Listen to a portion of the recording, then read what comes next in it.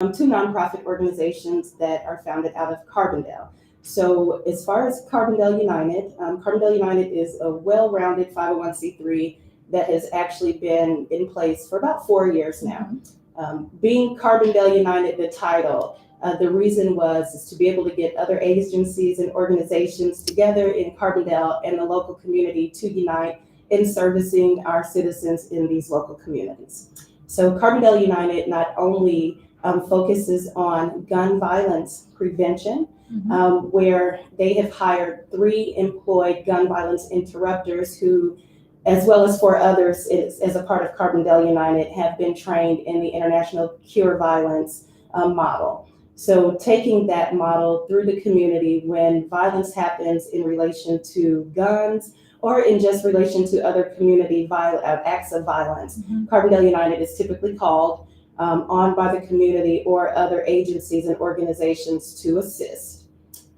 In addition to the gun violence prevention, Carbondale United also provides workforce development assistance, working with Mantricon and other agencies to provide employment for youth as well as young adults and adults in the communities. They can do community service with Carbondale United as well in re-entry or probationary programs, assisting with finding jobs, also assisting with housing and maybe documentation that may be needed to be obtained after incarceration, like driver's license, IDs, social security cards. So really being in a place of providing a well-rounded, holistic service to the community is the focus of Carbondale United, working with youth and adults for a better tomorrow and really being able to communicate in a way where resources are available. A lot of times we look at Southern Illinois and everything trickles down from the big state of Chicago,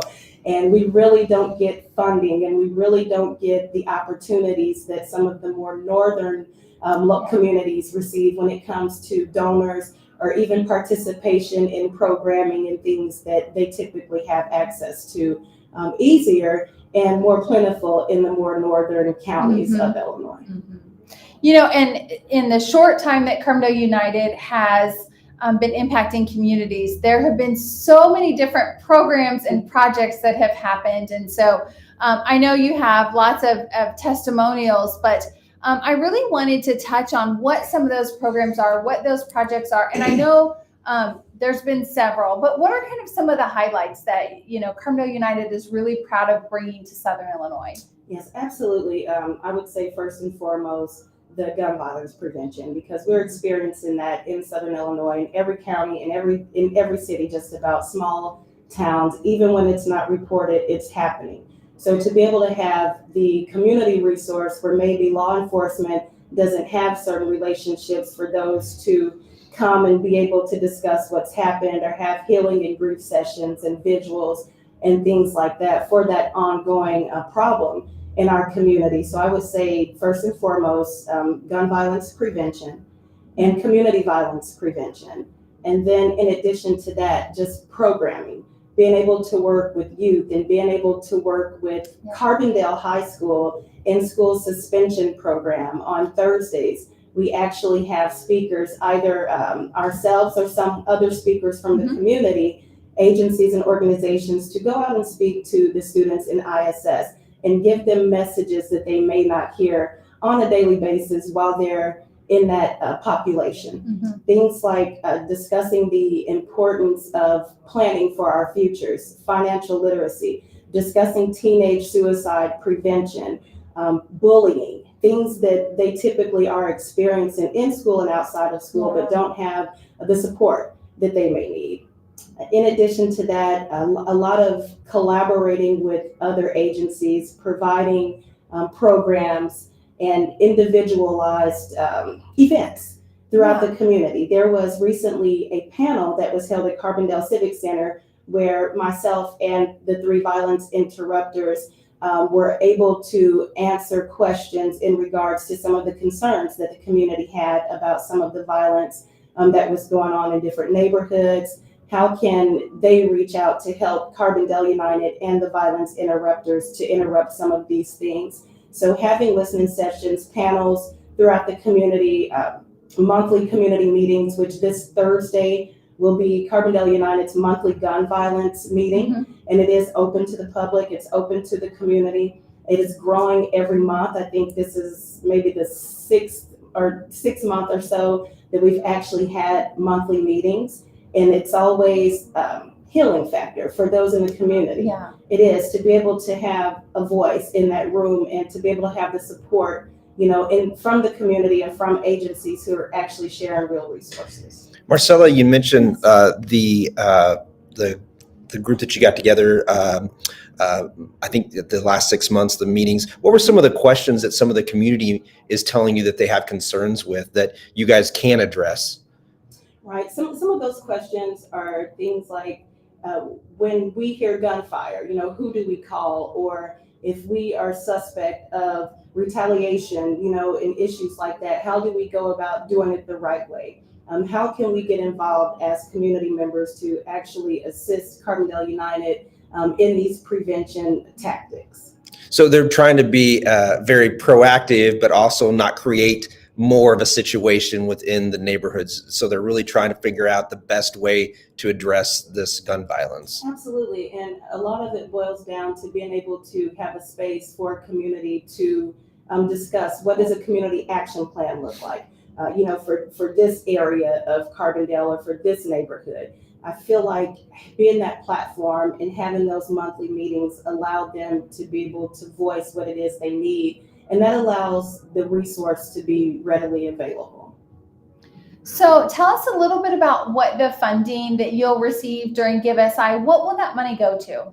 Absolutely. There's some programming that's in play right now. Some grants have been written to support programming, but we know that when you're a nonprofit, nothing moves if nothing moves. Yes. So what we're looking at is really being able to incorporate more community programming, like for families, where we can have rites of passage for families and other organizations and agencies to come together with the structure. We're looking for donor dollars that are going to be able to sustain even salaries. Right now, Carbondale United employees are working for free. They're waiting for grant funding to come in from a second round of the R3 grant, the Illinois R3 grant. Mm-hmm. So when you look at the work that's being done and the employees and those that are committed behind this work to be able to go out and do this from the heart without being paid, it tells a lot. So the work is really necessary and it needs to be done. But in order to continue the work,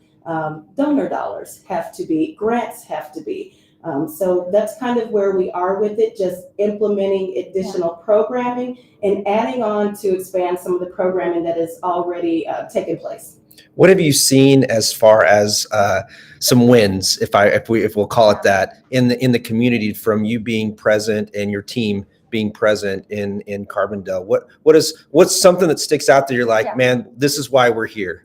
People are calling and searching for resources. People are calling and asking to sign up to be a volunteer. Also, you can go to Carbondale-united.org and you can actually set up your volunteer registration application there.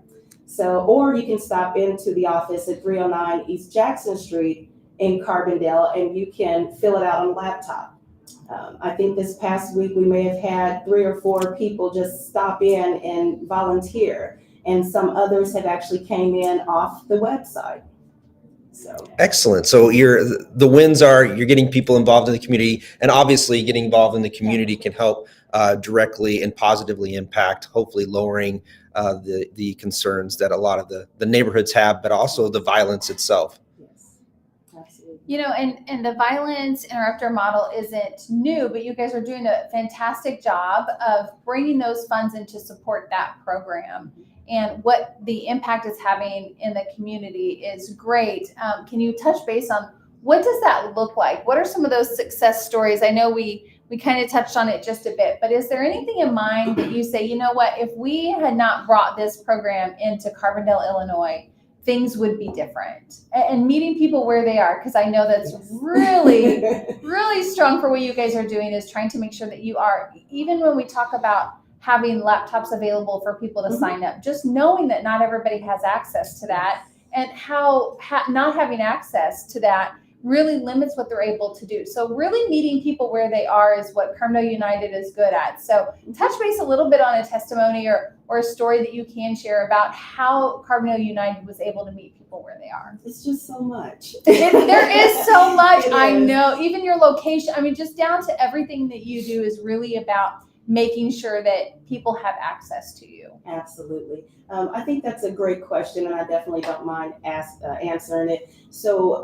a lot of, like I said, volunteerism, people reaching out even for employment opportunities, being able to take someone that has been incarcerated, that is now in the reentry demographic, and help them to regain their citizenship, help them to regain their space out here in the community by offering education, working with GD programs, working with the Rebound program in Carbondale. Also, again, Mantricon has a program where they can help you get set up for Rebound, and they can also give you a job at the same time. So knowing that we have those resources that are actually readily available in the Collaboration Center office, working with Land of Lincoln, having legal resources available in the office as well. Planned Parenthood was just in the office. So there's a lot of organizations, agencies, and even individuals that are doing this type of work that have been willing to collaborate with and work with Carbondale United to make sure that there's a wide range of resources and not just specifying, one thing or another, but understanding that as a community, we have community traumas and we have historical community issues that we have to correct in order to move forward. And it takes training, it takes knowledge, it takes resources. And the testimony behind it all is just the avenue that Carbondale United has went down to be able to, again, have a wide range of resources to help you from A to Z. Yeah, absolutely. and plus you have some really fun events. Yes. So, Yes, that kind of helps too. I think I saw Van Eichner doing a musical chairs on a Facebook Live. That was like a lot of fun. So a lot of great events. You're really having a positive impact in the community. And I know, you talked about just having people volunteer. And so we just want to, do that call out that, definitely volunteer for Carbondale United if you can, but we also want you to donate. Yes. Right? We also want to make sure that these programs are being fully funded, that they are able to do some of the amazing events that they're currently doing in Carbondale and the surrounding community. And so after you sign up to volunteer, make sure that you go back and donate to GiveSI. Look for Carbondale United on that page. Tom's got his 3 steps. I'm sure he's going to go over as well. It's all good. You got it covered. But there's just 3 steps, just dive down below. You got the description, step 1, click the link. Step 2, you just got to go down and look for Carbondale United.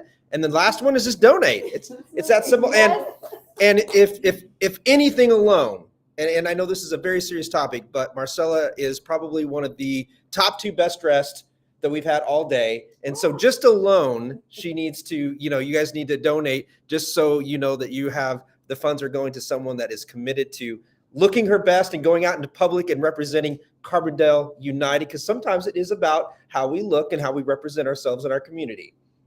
And you did a great job. And thank you for sharing a little bit more about Carbondale United. And I hope that there's yours, like other nonprofits that we've talked to today. I hope that there's a time when we don't need it.